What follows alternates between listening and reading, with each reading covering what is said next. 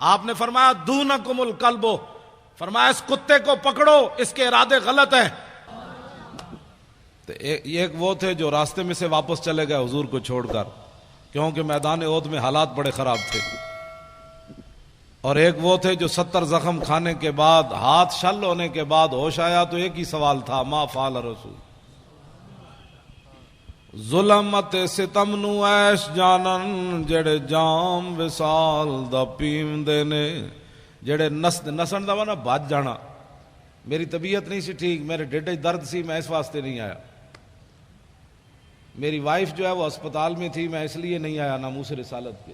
صحابہ دیاں تو وائفیں ایسا نہیں کوئی نہیں، صحابہ دیاں زنانیاں تو ایسا نہیں کوئی نہیں، پتر بھی انہوں نے کوئی نہیں سن، ان کا وطن بھی کوئی نہیں تھا، ان کے جسم بھی لوہے کے بنے ہوئے تھے، ان کو تلواریں بھی اثر نہیں کرتی تھیں، ان کو سورج بھی ان پر نہیں چڑھتا تھا، سورج غروب بھی ان پر نہیں ہوتا تھا، ان کے رشتہ دار بھی کوئی نہیں تھے۔ ظلمت ستم نو ایش جانن جڑے جام وصال دا پیوندے نے۔ حضرت سعد بن معاذ کی امی جان میدان احد میں جب آ رہی تھی تو حضرت سعد حضور کا گھوڑا پکڑ کر واپس چلے جا رہے تھے۔ میرے آقا و مولا نے پوچھا یہ کون ہے؟ حضرت سعد نے کہا یہ میری امی جان ہے۔ تو میرے آقا نے فرمایا روکیے گھوڑا، آپ کے بھائی چونکہ شہید ہو گئے میدان احد میں تو میں ان سے تعزیت کروں۔ زنانیاں تے صرف ساڑیاں ہی ہیں جنہوں نے بڑا درد ہے، مولی خادم گھروں نکلے تے پھر میرے بچوں کا کیا بنے؟ صحابہ دیاں ماواں نوں کوئی درد نہیں سی ہوندا، انہاں دی اولاداں نوں بھی کوئی نہیں سی درد ہوندا۔ میں آپ سے یہی بات کرنی ہے۔ حضور نے گھوڑا روکا، سعد بن معاذ کی امی جان جب قریب آئیں تو عمیر بن معاذ میدان احد میں شہید ہو گئے۔ تو میرے آقا و مولا نے جب ان سے تعزیت کرنا چاہی تو انہوں نے آگے سے جواب کیا دیا؟ یا رسول اللہ میں اپنے بیٹے کے لیے نہیں آئی، میں بیٹے کے لیے نہیں آئی، میں نے تو سنا تھا آپ پر حملہ ہو گیا، میں تو آپ کو دیکھنے کے لیے آئی۔ ظلمت ستم نو ایش جانن، بیٹے کی لاش پڑی ہو اور ماں کو آنسو بھی نہ آئے اور ماں تعزیت بھی قبول نہ کرے۔ ظلمت ستم نو ایش جانن۔ حضرت ام عامر میدان احد کی طرف آ رہی ہیں، صحابہ نے کہا آپ کے ابا جی شہید ہو گئے، فرمایا پیچھے ہٹو حضور دکھاؤ۔ پتہ نہیں آج کی عورتوں کے دل نازک کیسے ہو گئے۔ فرمایا حضور تو سلامت ہے۔ پھر آگے آئیں، صحابہ نے کہا کہ آپ کے تو شوہر بھی شہید ہو گئے، فرمایا پیچھے ہٹو حضور دکھاؤ۔ پھر آگے آئیں، صحابہ نے کہا آپ کا تو بیٹا بھی شہید ہو گیا، فرمایا پیچھے ہٹو حضور دکھاؤ۔ ما فعل رسول اللہ، حضور کا بتاؤ۔ آگے آئیں، پھر کہا کہ آپ کا تو بھائی بھی شہید ہو گیا۔ ظلمت ستم نو ایش جانن جڑے جام وصال دا پیوندے نے۔ ظلم ستم جو مرضی ہو جائے، جب رسول اللہ کو دیکھا تو فاخذت بناحیت ثوبہ فقالت لا ابالی اذا سلمت من عتبہ، حضور مجھے راستے میں پتہ چل چکا میرے چاروں رشتے چلے گئے، لیکن آپ جو موجود ہیں، کل مصیبت بعدک جلل۔ ظلمت ستم نو ایش جانن جڑے جام وصال دا پیوندے نے۔ میری پنجابی سمجھ آئی کوئی نہیں؟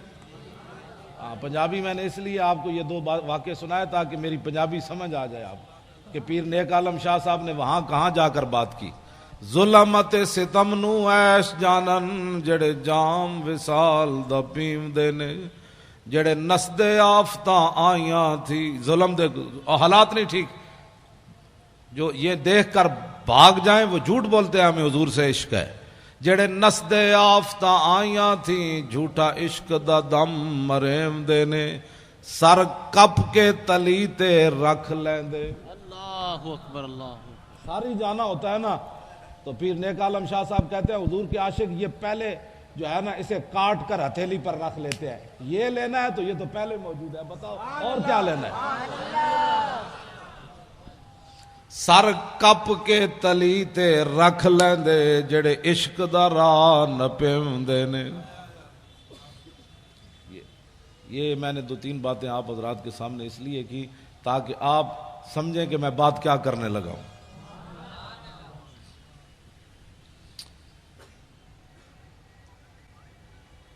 حجۃ الوداع کے موقع پر ہمارے آقا و مولا کے ساتھ 1,24,000 صحابہ موجود تھے۔ مولانا غلام غوث بغدادی صاحب، میں نے اس دفعہ نئی بات پڑھی ہے منگولوں کے کتوں کے بارے میں رمضان شریف میں۔ پہلے تو میں کہتا تھا نا وہ رسی کے ساتھ باندھا ہوا تھا، اب میں نے پڑھا ہے کہ وہ زنجیر کے ساتھ باندھا ہوا تھا، زنجیر کے ساتھ باندھا ہوا تھا جب پادری نے حضور کے خلاف بات کی۔ رسی توڑنی آسان ہے، زنجیر توڑنا مشکل ہے۔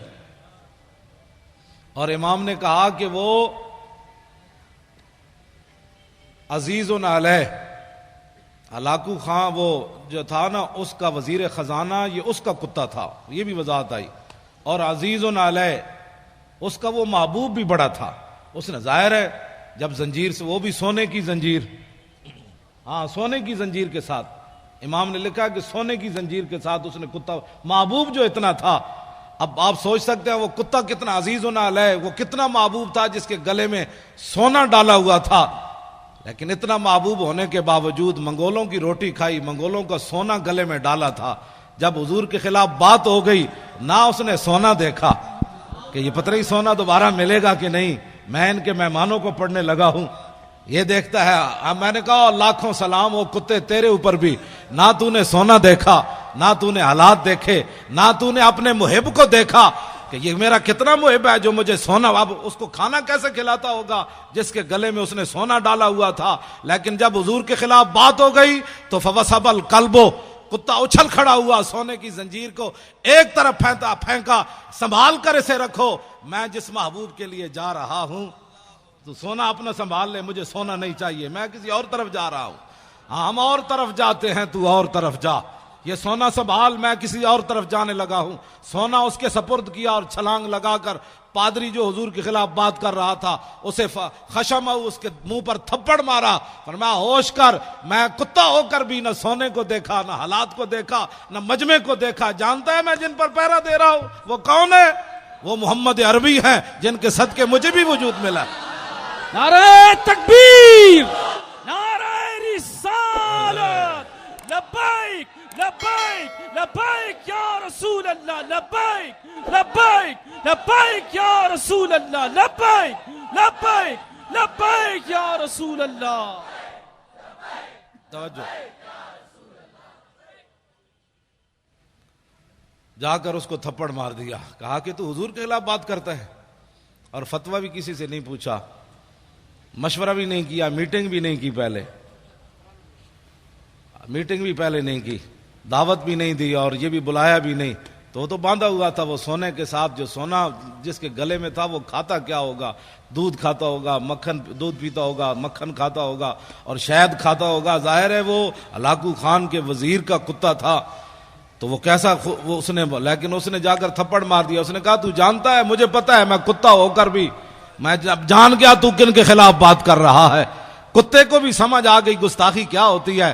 کلمہ پڑھنے کے بعد علماء سے پوچھے یہ کیسے ہو گیا، گستاخی کیا ہوتی ہے؟ میں نے کہا کتے نے کسی سے فتویٰ پوچھا؟ تو کلمہ پڑھنے کے بعد تجھے پتہ نہیں ہے کہ حضور کی عزت کا مسئلہ کتنا حساس ہے؟ تو فتوے پوچھتا ہے لوگوں سے؟ کتے کو سمجھ آ گئی، تجھے 5 سال سمجھ نہیں آئی کہ حضور کی عزت کے قانون کو اس نے کالا کہا؟ یہ بات میں اس لیے کر رہا ہوں کہ ہر مسئلے میں جس طرح مولانا نے فرمایا کہ ہر بندے کو غصہ آتا ہے، اپنی ذات کے لیے آتا ہے، لیکن جب حضور کی بات آئے تو کہتے ہیں مولانا امن سے بات کرو، مولانا امن سے بات کرو۔ میں نے کہا اپنی ذات کا مسئلہ آیا، تجھے امن بھی بھول گیا، تمہیں شرافت بھی بھول گئی، تمہیں سنجیدگی بھی بھول گئی، تمہیں جناب متانت بھی بھول گئی، تمہیں ملکی قانون بھی بھول گیا، تمہیں رشتہ داری بھی بھول گئی۔ جب اپنی ذات کا مسئلہ آئے تو اتنا حساس ہے، تو جہاں ساری کائنات جو ہے وہ ختم ہو جاتی ہے وہاں تو فتوے پوچھتا ہے،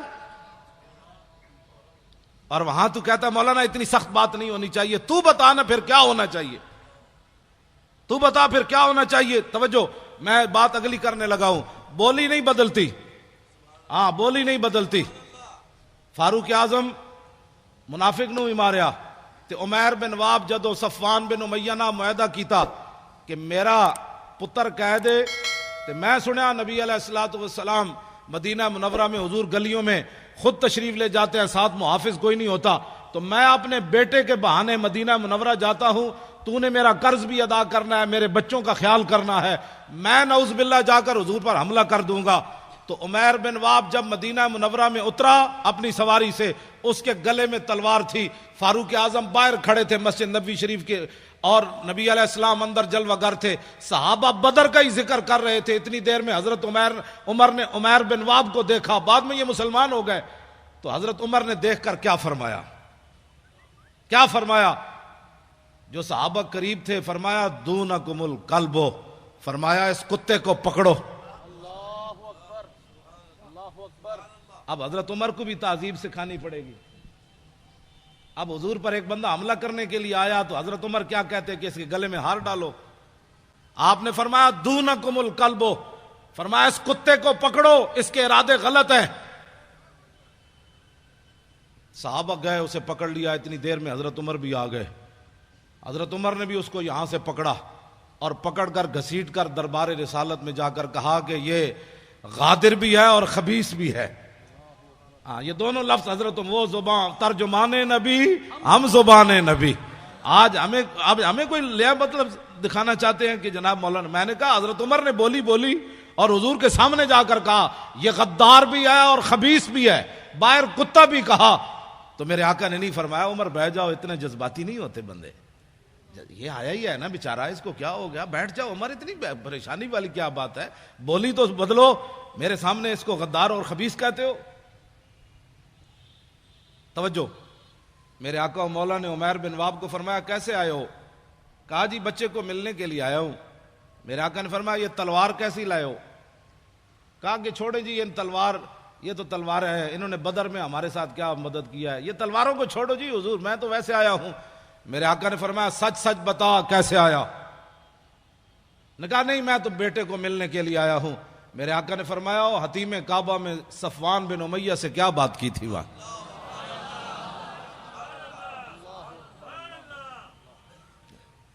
اسی وقت عمیر بن واب کہنے لگے اشہدو انک رسول اللہ وانک صادق، میں گواہی دیتا ہوں آپ اللہ کے رسول ہیں، میں گواہی دیتا ہوں۔ اس سے پہلے اب ذرا حضرت عمر کی بولی سنیں۔ ہماری محبت اور دشمنی کا معیار یہی ہے جو ترجمان نبی ہم زبان نبی۔ کتاب المغازی میں علامہ واقدی نے لکھا، فرمایا حضرت عمر فرمانے لگے کہ انہو، یہ شخص ایسا تھا کہ لخنزیر احب الیہ، جب کلمہ انہوں نے پڑھ لیا نا تو حضرت عمر فرمانے لگے یہ عمیر بن واب جب تلوار لے کر حضور کی طرف آ رہا تھا میرے نزدیک خنزیر اس سے اچھا تھا۔ لخنزیر، بتاؤ جی اب حضرت عمر گستاخ رسول کو کیا کہہ رہے ہیں؟ بھائی یہ خنزیر بھی نہیں بنتا۔ میں نے سوچتا تھا کہ میں کہتا تو ہوں کہ گستاخ رسول جو ہے اس کو خنزیر کہنا بھی خنزیر کی توہین ہے، لیکن میرے پاس کوئی دلیل نہیں تھی، لیکن جب سے میں نے یہ پڑھا تو سمجھ آ گئی کہ ہاں یہ فاروق اعظم نے فرمایا ترجمان نبی ہم زبان نبی، جان شان عدالت پہ لاکھوں سلام، اور حق جو ہے وہ عمر کی زبان پر جاری ہے، حق عمر کی زبان پر جاری ہے۔ تو اس کا مطلب یہ ہے کہ احب الیہ، فرمایا لخنزیر احب الیہ، فرمایا جب یہ آیا تھا نا حضور پر حملہ کرنے کے لیے اس وقت یہ میرے نزدیک خنزیر میرے نزدیک محبوب تھا اس سے، یعنی میں خنزیر کو اس سے اچھا سمجھتا تھا، لیکن اب جب اس نے حضور کا کلمہ پڑھ لیا اب یہ مجھے اپنی اولاد سے بھی زیادہ محبوب ہو گیا۔ سمجھے کو محبت اور دشمنی کا معیار، یہ فاروق اعظم کا فرمان ہے۔ اس میں کوئی بندہ اپنی رائے دے سکتا ہے کہ جناب ایسے نہیں تو ایسے نہیں تو ایسے نہیں، یہ فاروق اعظم کی بات ہے، اور صحابہ میں سے کسی نے بھی نہیں کہا کہ جناب یہ انسان تو انسان ہوتا ہے، خنزیر ہوتا ہے، پھر یہ عربی بولنے والا ہے، یہ مکے والا ہے، اور یہ آپ اتنے بات تو نہ کریں۔